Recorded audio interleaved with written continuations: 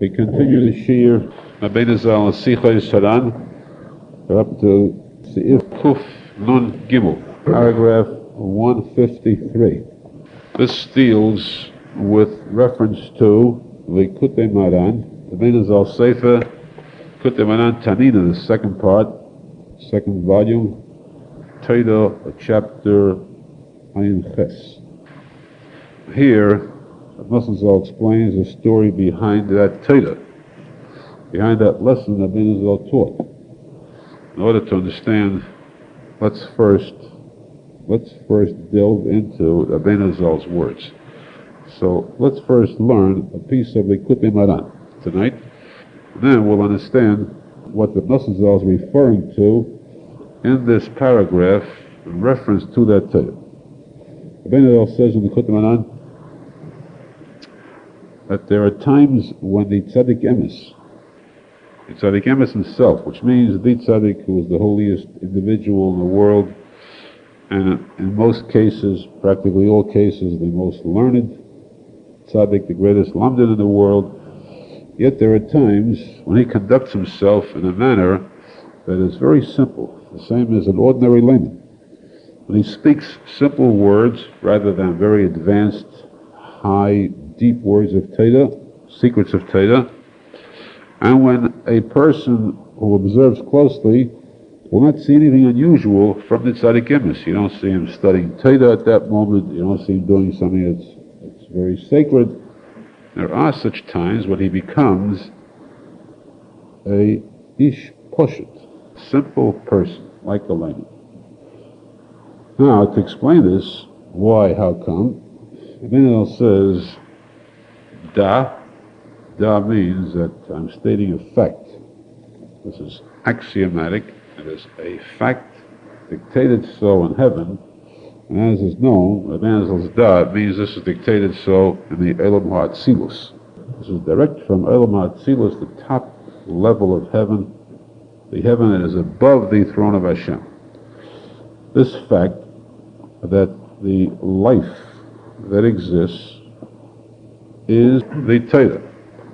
Eitz Chayim Hi, Ki Hem Chayenu V'Yerech Yameinu. A person derives his lifeline, his breath of life, comes from the Torah.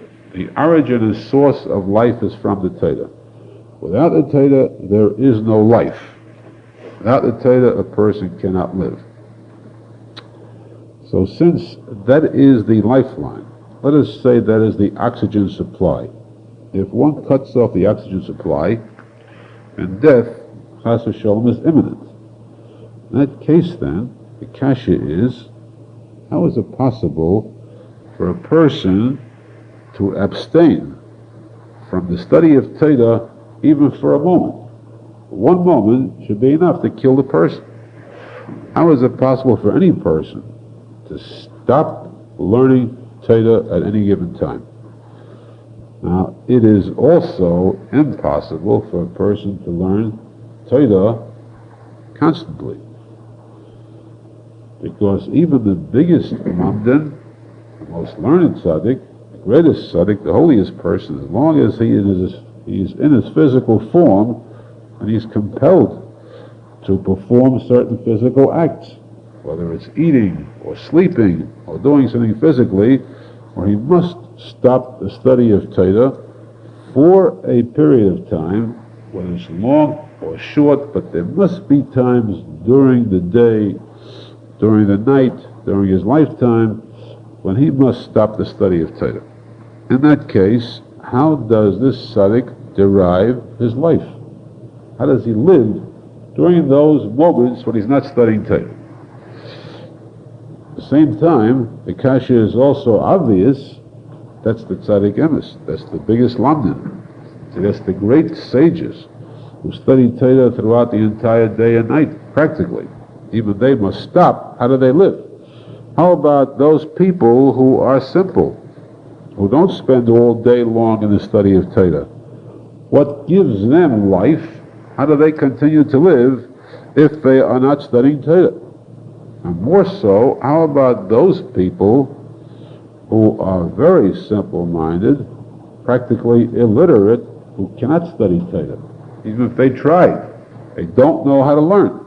What keeps them alive? What sustains them?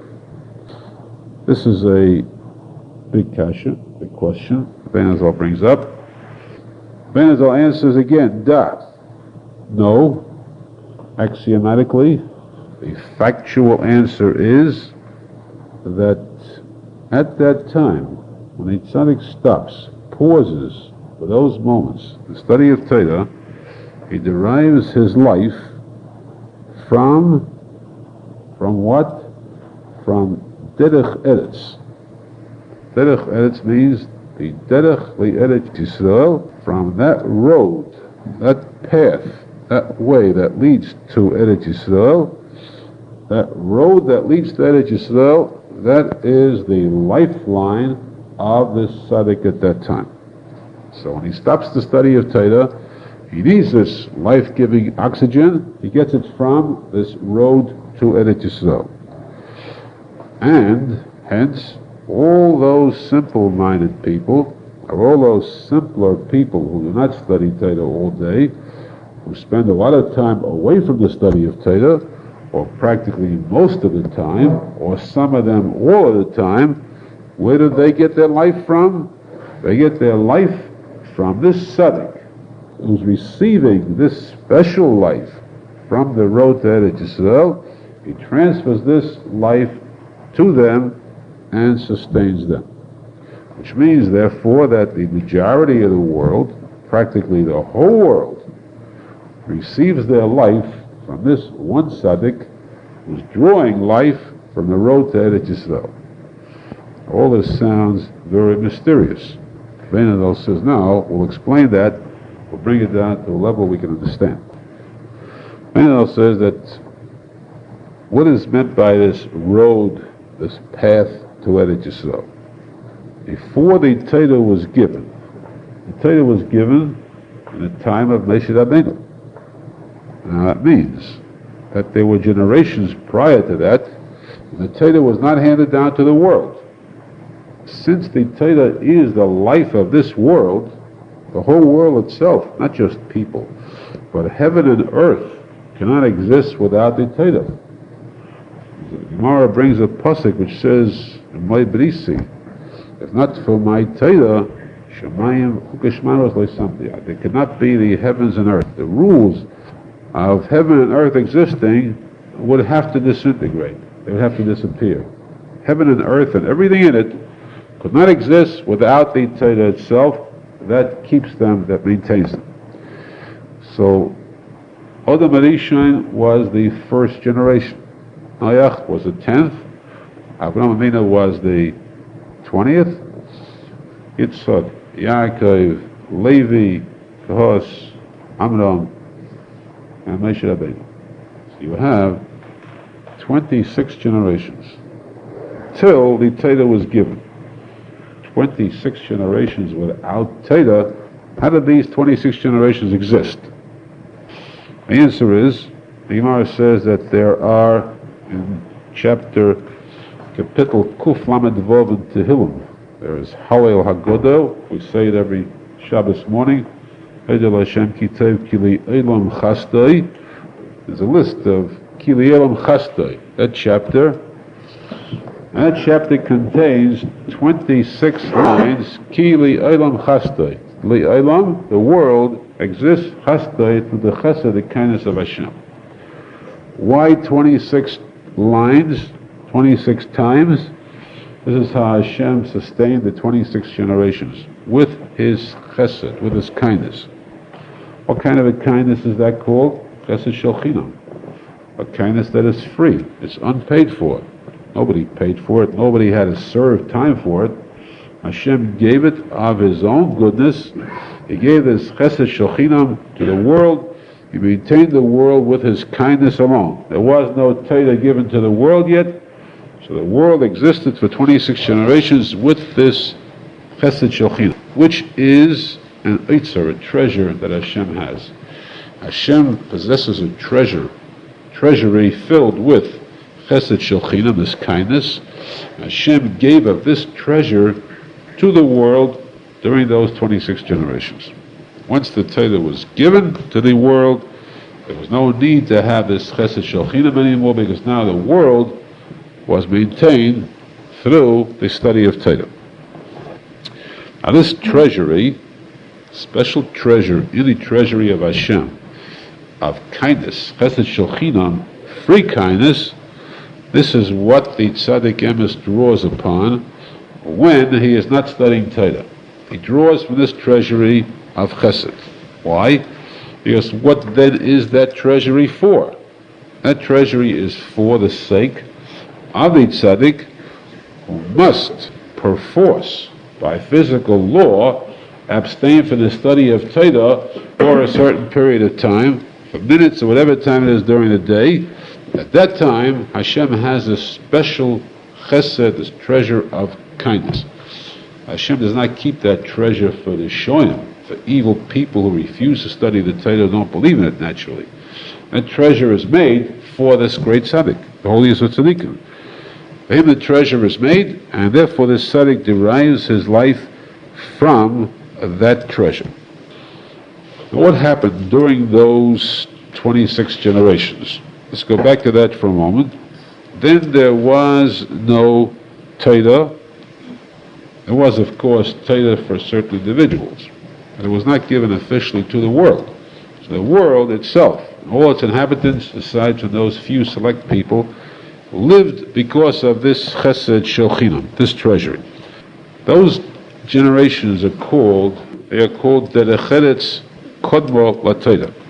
Derech eretz is a saying that's derived from this. We say there's a special saying, a bitui, where we say that derech eretz also means respect. Before you learn Torah, first have respect. Respect for your elders, respect for the wiser people, respect for that which is holy, respect for that which is a place that is sacred. But in essence, it really means derech eretz kodmo laTorah. Derech eretz means the way of the land, the civilized way that people lived. They lived civilly, derech eretz. This came before the Torah was given to the world. They lived civilly. What maintained them? Civil life. They know they had to live without having a Torah. They had to live without crime, law and order, because otherwise there'd be chaos. Otherwise there'd be devastation. So there was this derech eretz, this way of the land that existed before the Torah was given. But in truth, in essence, in fact, even then, we cannot really say that they lived without the zechus of Torah. Then too, what really maintained them in this derech eretz was the Torah itself. But where was the Torah? The Torah was not given. How could they live? What did the Torah do for them if the Torah wasn't here? The answer is that the Torah was here in a very hidden form. The Torah was ne'elam. It was an oir ha'ne'elam, a hidden light that was completely hidden. It cannot be seen. Yet it was there, and it kept the world going. Where was this Torah hidden? Here we come to the interesting point. To know the origin, to reveal certain aspects of the Torah itself. We know that how do you put the whole Torah in a capsule form? The Gemara says we're not allowed to say this because kafrim, atheists, would get the wrong impression. They would get the wrong impression. We won't. So we could think this, we could say it and know this to be fact. We don't publicize this for others. But actually the Torah in a capsule form is all contained in the Aseret HaDibros. The Ten Commandments actually is a form that contains all of the mitzvahs of the Torah. Now, it's simple to understand because we know that the Aseret HaDibros are 613 letters, or 613 plus 7, 620 letters, and these each stand for one of the mitzvahs of the Torah. Each one, of course, has in it a lot of depth. It has all the mitzvahs of the Rabbanan, commentaries, and so forth. But we can see where the whole Torah is found in these 613 letters, or in the Aseret HaDibros. Plus the fact that the Gemara says, truthfully, actually, the luchos, the 2 tablets which were given from heaven, had basically these 10 commandments. But it wasn't just the words of the 10 commandments. In between each commandment, you had a whole Torah carved out on this stone. All the 60 Gemaras, all the Sifrei Kabbalah, the Shulchan Aruch, and all the subsequent Sforim, thousands, millions of Sforim written, were all carved out on these 2 tablets. How could you fit all that on tablets? Tablets were the Malam and Amokim. They were above the concept of space, because Hashem wrote it. Hashem is not dictated to by space. Hashem rules over the laws of space, therefore Hashem could do it. So therefore we could see where the whole Torah is found in, is contained in these 10 commandments. Aseres HaDibros. Now there is a direct relationship between the Aseres HaDibros Torah and the creation of the world. Because Hashem created the world Bereshis, with the Torah. The Torah is called Bereshis. So the world was created with the Torah as the blueprint for the world. There is a direct connection, relationship between the creation and the Torah, in the fact that just as there are 10 dibros, commandments, as the basis for the Torah, so too creation was contained in 10 statements. 10 statements by Hashem. 10 times it says, Vayemer Elikim, in the days of creation. And Hashem said, let there be light, let there be a sky. 10 times. That is 9 times plus the word Bereshis, which also is called Maimad, a statement by Hashem. So we have 10 statements by Hashem. It's called the Asora Ma'amores. Asora Ma'amores Nivra Ha'olam. You have that in the 5th parak in Pirkei Avos. But these 10 statements by Hashem, 10 proclamations, these 10 are in relation to, they fit perfectly with, synchronized with the 10 dibros, the 10 commandments. So where was the Torah hidden during those 26 generations? In the Asora Ma'amores, the 10 statements by Hashem. So we say that there was derech eretz. It means there was derech eretz, civilized way of life. Life went along normally.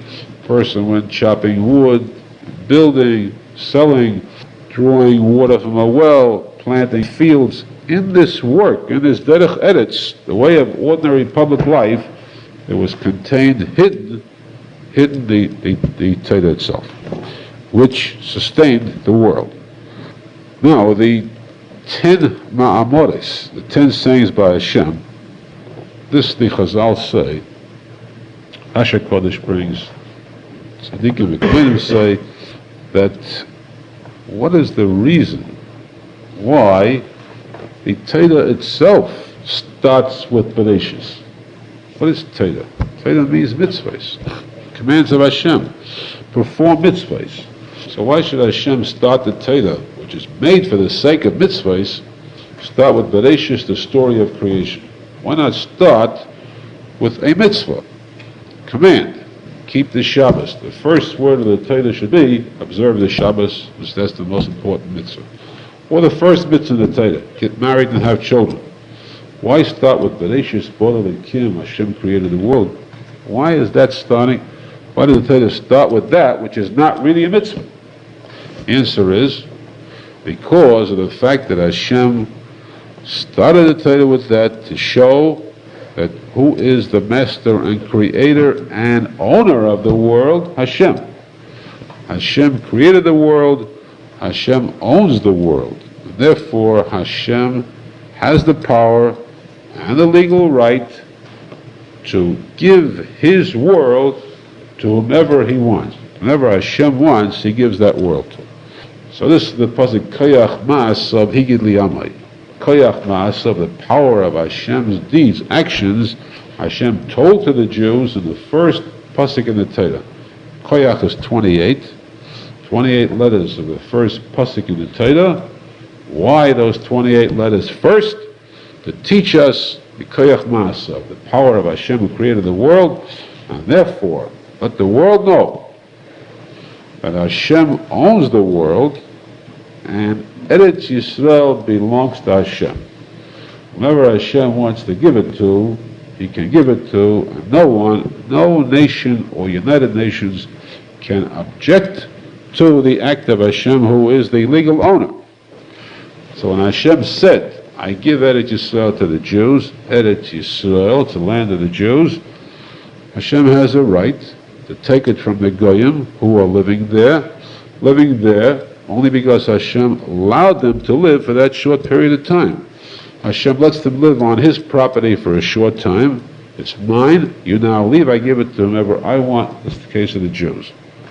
So we have that first posek in the Torah to offset any claims by any kind of Arab countries, or Russians, or Rishoyim, any nation at all, who objects to the Jews living in Eretz Yisrael. This statement proves that Eretz Yisrael belongs to the Jews because it was given to the Jews by the owner and creator of the land. This is why the Torah begins with Bereshis, these 10 Amoris. So since these 10 sayings of creation are actually also, they contain in them hiddenly the 10 commandments, the Torah, and these 10 sayings first were what maintained the world until the Torah was given. So therefore these 10 sayings are called the Derech Eretz. Before the Torah had Derech Eretz, civilization. But also Derech Eretz. We see now, this is Derech Eretz, the way to Eretz Yisrael. How can a Jew get to Eretz Yisrael if the Goy will rise up to stop him?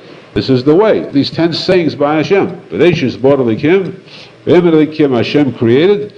This is the Derech to Eretz Yisrael, the way to Eretz Yisrael. This is what we said before. At that time there was this chesed shel chinam, the kindness of Hashem that was given free before the Torah was given. That's these same 10 sayings by Hashem, which contain this chesed shel chinam, because this is the way, the derech eretz, which the world existed by kodma the Torah before the Torah was given. And it's this derech eretz, it's this chesed shel chinam, this road, path to Eretz Yisrael, that the tzadik emes draws upon to maintain himself, to sustain himself with life when he does not study Torah. The same thing too, when Jews are in Golus, they're not in Eretz Yisrael. What are they doing in different countries? When the Jew comes to a strange land, he comes to America, or he comes to European countries, or he comes to even the Oriental countries, or African countries. Everywhere you go, you'll find Jews. When a Jew comes there, does he have a right to settle there? The answer is yes, because he is using that same derech eretz, derech li Eretz Yisrael.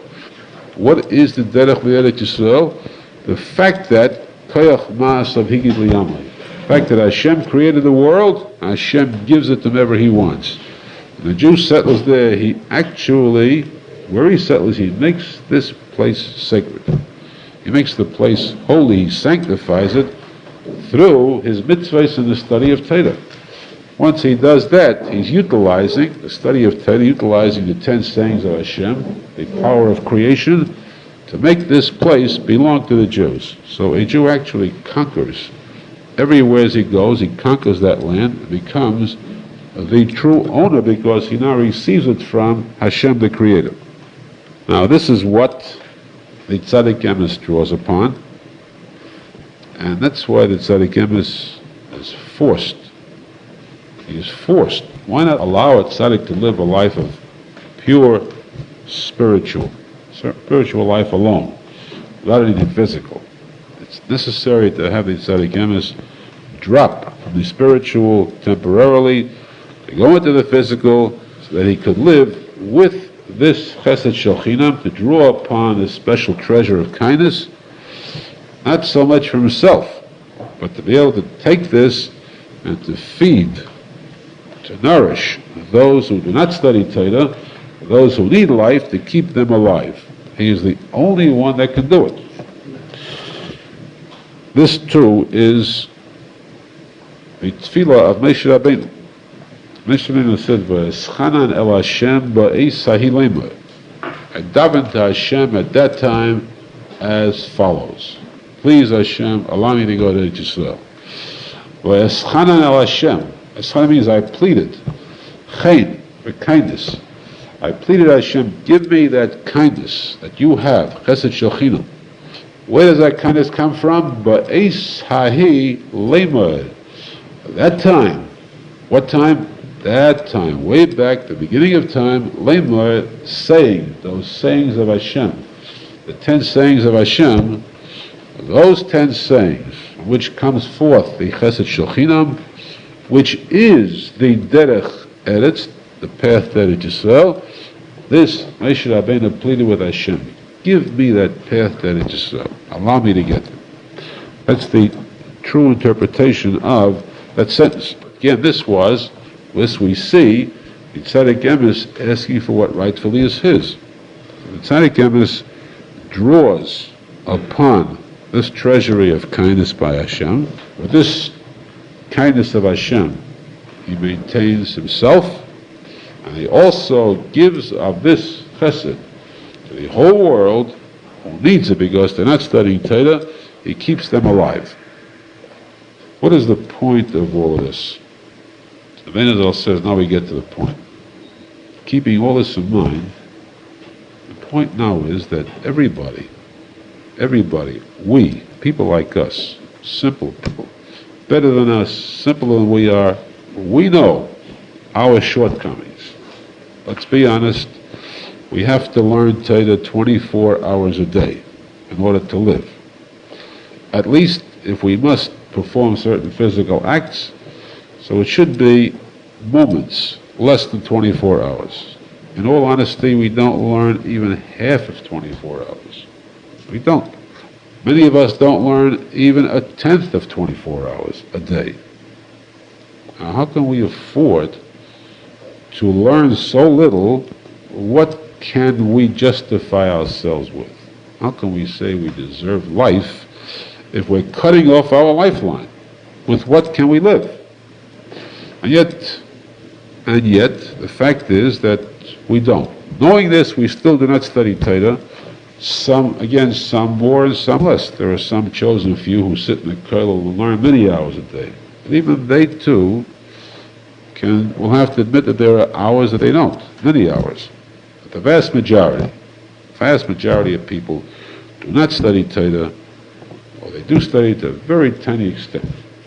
What's much worse is that not only do they not study Torah, but even the Torah that exists, the Torah that they know, they actually oppose.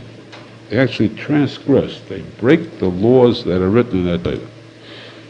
Not studying Torah, committing sins against the mitzvahs of the Torah, this is very frightening. With what can a person maintain himself? How could a person avoid from just giving up hope, going to the extent where he becomes so depressed that life is not worth living, chas v'shalom? With what can a person strengthen himself and add a degree of simcha to his life, despite the fact that things are so bleak? This is the point that Arizal brings up. Arizal says it is forbidden for a person to ever give up hope. A person can say, I can't learn, I don't learn, there's no hope for me, there's no life for me, finished. Arizal says, there's no thing as giving up hope. No person should chas v'shalom give up hope. No person should make yivush. Yivush means the giving up of all hope. Because even the simplest person should know that there is a simple key. You want life, the life that comes from the Torah itself, you can have it. It's right there for the asking, for the taking. The Tzaddik Emes has this treasury of chesed, shochinam, this kindness of Hashem, which can sustain a person. Take it from the Tzaddik Emes. How fortunate is that person who knows of this and can sustain himself, can strengthen himself, can satisfy himself, can be filled with the simcha and chaskas, knowing that being close to the tzadik emes, he can always draw life from this tzadik.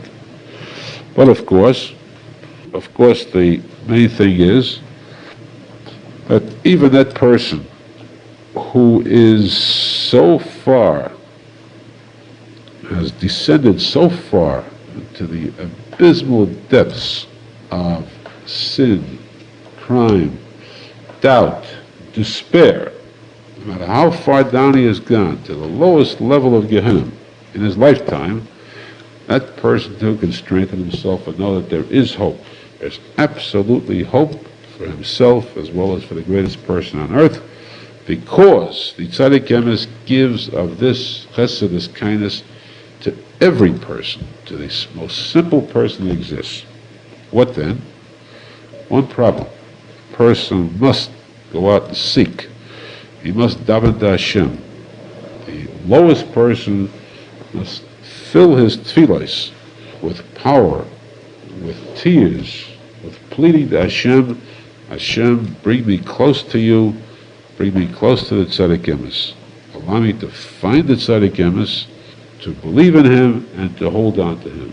Because he is my lifeline. No matter how low down I descend, he is the lifeline, the one thing that can keep me alive here and in the future world. Menachem says that Ashrei to that person who is close to the tzadik emes during his lifetime. This is a task that a person must do while he's alive, because after a person dies, he'll need the tzadik emes there especially. But then it's very, very difficult, if at all possible, to get close to the tzadik emes. Time to get close to the tzadik emes is during a person's lifetime, and therefore he should strive for this with every ounce of effort he's got. Is it easy? No, because there is one enemy. There is the Satan, whose whole dedication is to confuse people. How does he confuse them? He sets up a lot of puppets, a lot of imitations. They are called mefarsamim shel sheker, false leaders who are called great tzaddikim, rabbis, rebbes, Hasidic leaders, and so forth. And all these false mefarsamim shel sheker mislead. They draw away people from the tzadik emes, draw them to themselves, and people follow like blind sheep this so-called leader. They are misled until they forget about the real goal, finding the tzadik emes. So this is one item that the Satan works on so hard. Secondly, the Satan too creates friction among tzaddikim, that you find tzaddikim themselves argue among themselves. One belittles the other, so it's difficult to tell which one is telling the truth. This one says this tzaddik is not a tzaddik, this one is not a tzaddik, and so a person becomes so confused he cannot detect the truth. For this, the solution is only to cry out to Hashem, despite this. Hashem, lead me on the right path that I can find the true light, the oid ha'oidus of the tzadik emes. This should be a person's goal. In that kind of tefillah, a person does that with sincerity. He shows Hashem that he really wants. He has his whole heart in it. That person will be zecher, ultimately, to find the tzadik emes. He has to have that deep rotzain, a deep sincerity, a deep desire. This is the Torah in the Kutei Maran. Arizal here, Sichos explains, tells the story behind this lesson.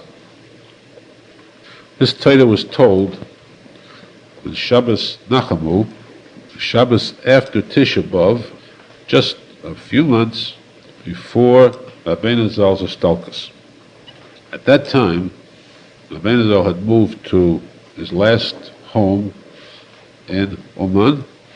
This was a special home with a garden in front of it. He had windows overlooking this garden. And this was at a time, as is known, Rabbeinu Zal was very ill. He suffered a lung disease for close to 3 years. His health had deteriorated to a point where it was difficult for him to breathe. So he needed this fresh air from this garden, a special location. And the Menachem said he looked forward to this home. He looked forward to what these windows look out upon. One time he said, what a beautiful garden. And the Talmidim said, yes, it is very nice. He said, I don't mean this garden. I mean the garden further ahead, the cemetery there, which are planted all the neshamis, all the Kedoshim, the many thousands of Jews who were killed for the sake of their religion, who are buried in Oman. That's why I want to be buried here, Bedafka, especially in Oman. On this Shabbos, that Friday night, Shabbos Nachamu, Arizal came out of his private room into the large room where all his followers, Talmidim, and local residents would come to see the Arizal at the time of Kiddush. It was customary to come to the Arizal for Kiddush on Friday night.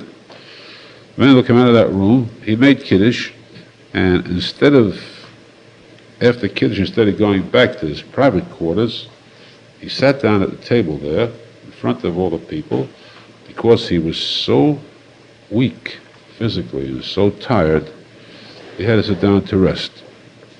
And while sitting there, he began to speak. And he said to the people, why do you come to me? Why do you travel so far to come to see me? What can you get from me? I am a very simple person, a simple layman. Yiddish is the word prostak. Prostak means the simplest illiterate person. Very simple layman. I am an ish poshut mi'oid. Very, very simple. Menachem repeated this again and again. It's difficult to understand. Menachem would say, I am that simple. Why did he repeat this? And then he said, the only thing that keeps me alive, I sustain myself with, is my trip to Eretz Yisrael. My trip to Eretz is what keeps me alive. All mysterious words.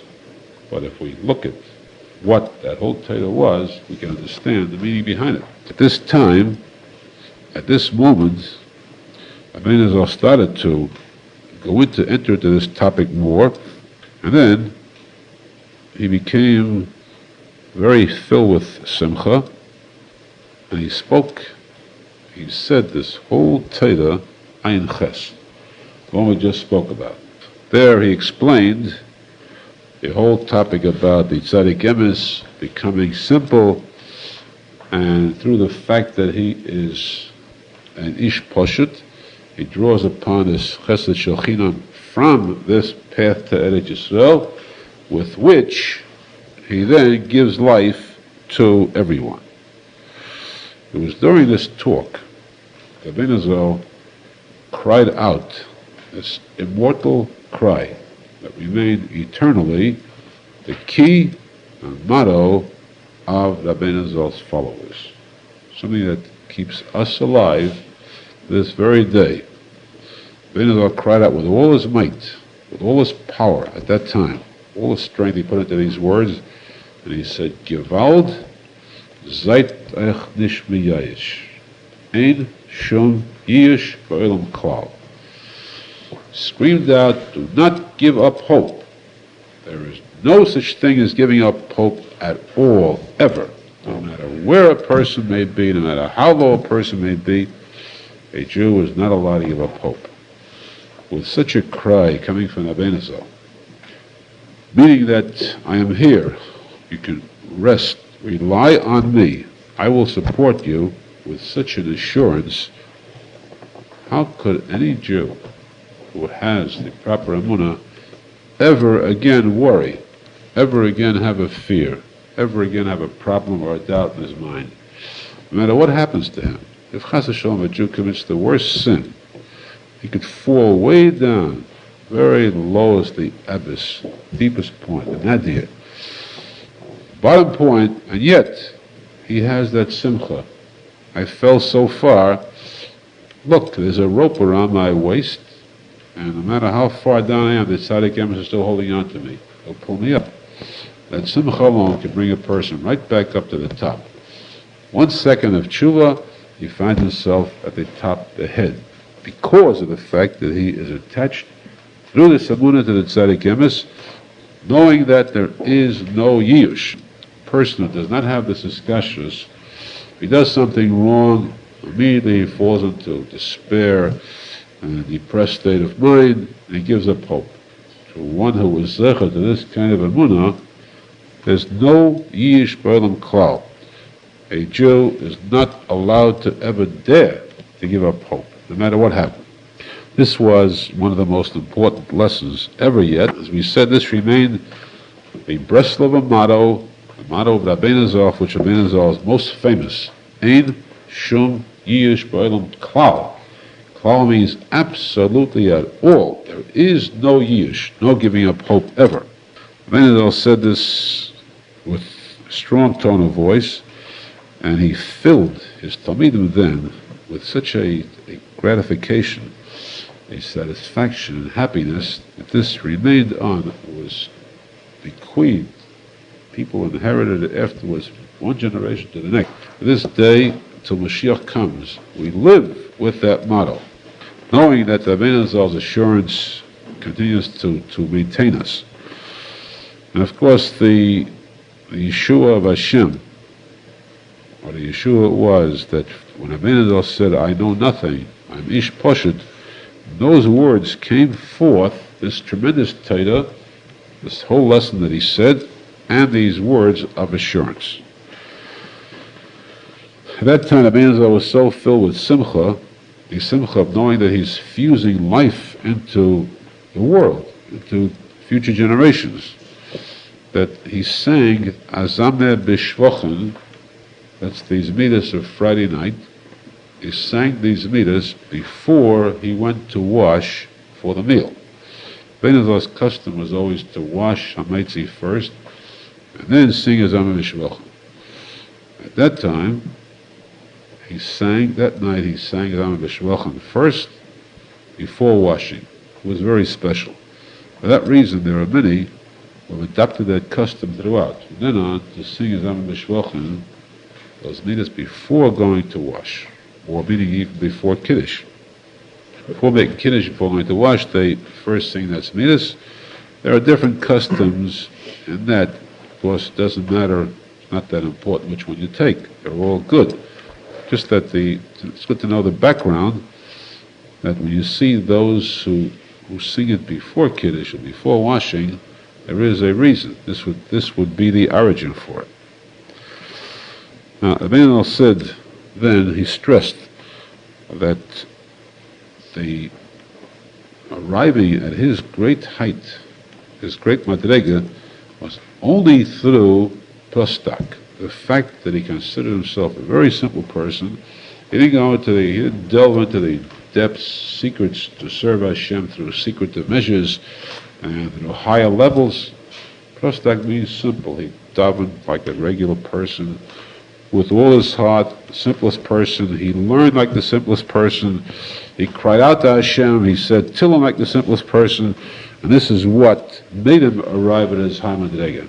Because those who are chachamim b'yanehim, they consider themselves too great for these simple acts, those people are the ones who lose out tremendously.